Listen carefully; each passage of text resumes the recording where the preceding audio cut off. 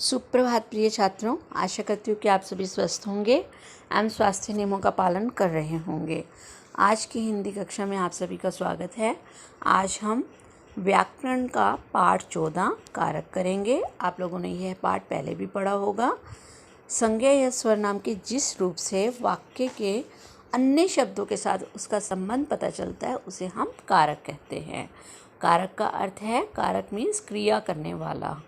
कारक संज्ञा अथवा सर्वनाम को क्रिया के साथ जोड़ते हैं। कुछ शब्द दिए गए हैं, कुछ वाक्य हैं, इनको ध्यान से पढ़िए एवं सुनिए। राधिका एक प्यारी गुड़िया लाई। उसने गुड़िया को खूब सजाया, जैसा कि पिक्चर में भी देख रहे हैं आप। गुड़िया को अपने हाथों से खाना खिलाया। राधिका ने अपनी गुड़िया के लिए विशाल का गुड्डा पसंद किया। राधिका ने दोनों की शादी धूमधाम से की। राधिका ने कहा, हे भगवान, मेरी गुड़िया हमेशा खुश रहे। उसने अपनी गुड़िया को भी घर में ज्ञान की अच्छी अच्छी बातें सिखाई। इन 7 वाक्यों के अंतर्गत हमने इन कारकों के हमने विभक्ति चिन्ह देखे, जैसे कि इन वाक्यों में ने, को, से, के लिए, की, में, हे आदि विशेष चिन्ह लगे हुए हैं। ये चिन्ह वाक्य में आए संज्ञा शब्दों की क्रिया करने की भूमिका को दर्शा रहे हैं। व्याकरण में हम इन्हें विभक्ति भी कहते हैं और प्रसर्ग भी कहते हैं। ये सभी चिन्ह कारक के हैं। इस प्रकार हम कह सकते हैं कि संज्ञा या सर्वनाम का वाक्य में प्रयुक्त क्रिया के साथ जो संबंध होता है उसे कारक कहते हैं। कारक के भेद एवं चिन्ह आप लोगों ने पहले भी किए होंगे। कारक कर्ता कारक, इसका विभक्ति चिन्ह होता है ने, और स्पष्टीकरण कि कर्ता होता क्या है, किसे कहते हैं, क्रिया को करने वाले को हम कर्ता कहते हैं। दूसरा है कर्म। कर्म को कहते हैं हम, इसका विभक्ति चिन्ह होता है को, और कर्म का क्या भूमिका रहती है कर्म की, कि क्रिया का प्रभाव जिस पर पड़ता है उसे हम कर्म कारक कहते हैं। फिर है करण। करण का अर्थ होता है से या के द्वारा, और ये क्रिया का साधन होता है। संप्रदान के लिए, क्रिया जिसका हित करे। आपादान से जुदाई, क्रिया जिससे किसी का अलगाव बताए, यहाँ जहाँ पर जुदा या अलग होने का भाव हो। आपादान से संबंध का के, की, ना, नी, ने, रा, रे, री, क्रिया से भिन्न 2 पदों के बीच संबंध बताने को संबंध कारक कहते हैं। अधिकरण में पर, क्रिया जहाँ और जब हो। और संबोधन हे, अरे, संबोधन की जाने वाली संज्ञा। आइए इन कारकों को अब हम एक एक करके पढ़ेंगे। पहला कारक है हमारा कर्ता कारक। संज्ञा या सर्वनाम के जिस रूप से क्रिया के करने वाले का बोध होता है उसे हम कर्ता कारक कहते हैं। जैसे माँ ने खाना बनाया, गोपाल पुस्तक पढ़ रहा है। अब पढ़ने का कार्य कौन कर रहा है, गोपाल कर रहा है, इसलिए गोपाल क्या होगा, कर्ता। माँ ने खाना बनाया, अब खाना बनाने का कार्य कौन कर रहा है, माँ कर रही है, इसलिए माँ शब्द क्या हो जाएगी, कर्ता।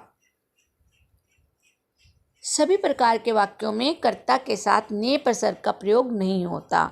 यदि क्रियापद कर्मक हो, यानी कि जहाँ कर्म हो और भूतकाल में हो, तभी ने का प्रयोग होता है। जैसे मोनिका हंसी, या मोनिका ने हंसी नहीं आएगा यहाँ पर, मोनिका हंसी।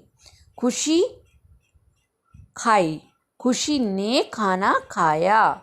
हम पढ़े हैं, क्या आ जाएगा इसके स्थान पर, हमने, ने का प्रयोग होगा। हमने पुस्तक पढ़ी है। लड़के पौधे लगाए, लड़कों ने पौधे लगाए। दूसरा है आपका कर्म कारक। वाक्य की क्रिया का फल जिस संज्ञा या सर्वनाम पर पड़ता है उसे हम कर्म कारक कहते हैं। कर्म कारक को बताने वाला प्रसर्ग को है, कभी कभी को नहीं भी होता। अनुराधा गाना गाती है, दादाजी ने बंदर को देखा। पहले वाक्य में को का प्रयोग नहीं किया गया है, दूसरे में किया गया है।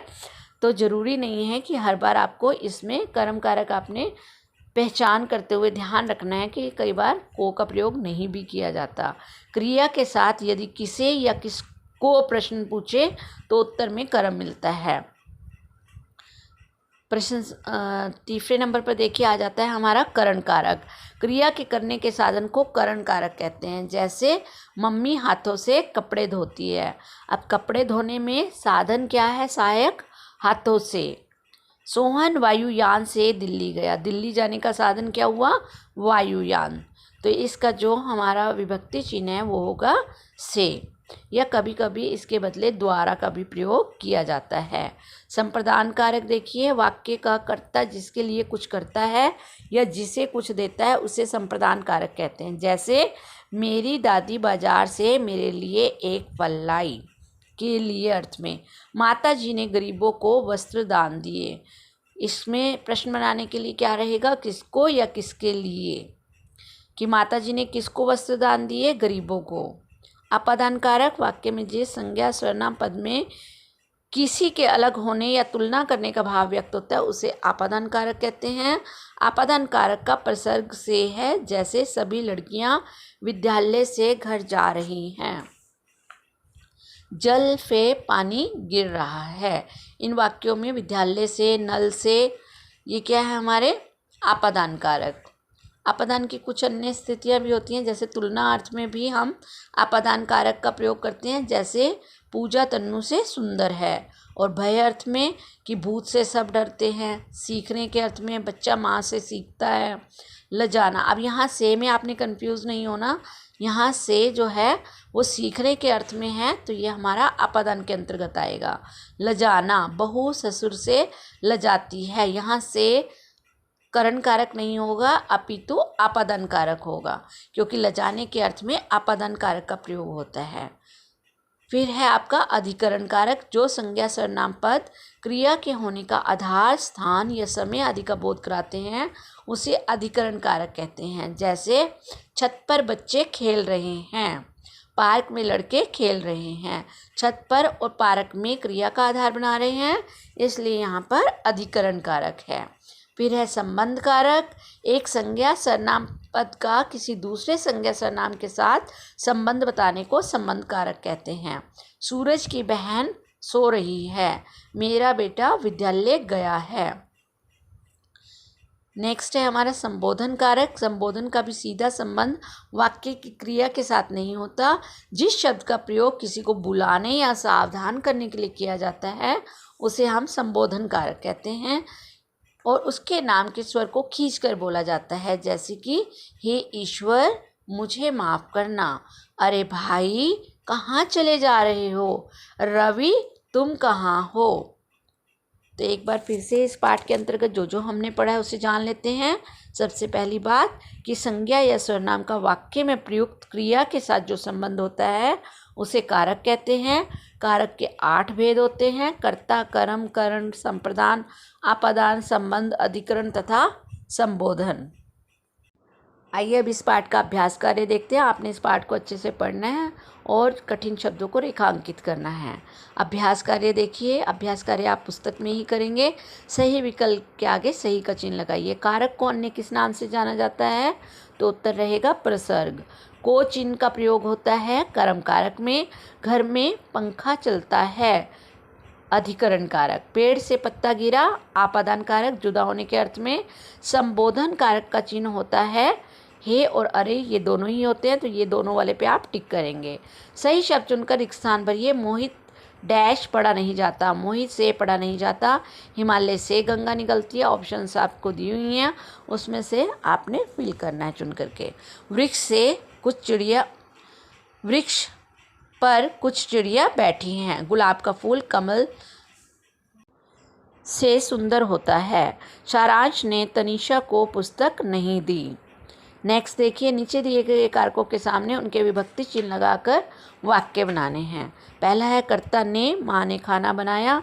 कर्म को, दादाजी ने बंदर को देखा। करण से या के द्वारा, मम्मी हाथों से कपड़े धोती है। संप्रदान के लिए, दादाजी बच्चों के लिए फल लाए। आपादान से, मोनिका डाकघर से पत्र लाई। संबंध का के की, नाने नी, ऋतु का घर करनाल में है। अधिकरण में पर, पेड़ पर चिड़िया बैठी है। संबोधन हे अरे, हे भगवान तुम यहाँ क्या कर रहे हो। तो हमने प्रश्न संख्या 1 से प्रश्न संख्या 3 तक किया है। ये आप अपनी पुस्तक में करेंगे। इस पाठ को ध्यानपूर्वक पढ़ेंगे और इसके प्रश्नोत्तर स्वयं से खोजने का प्रयास करेंगे। धन्यवाद।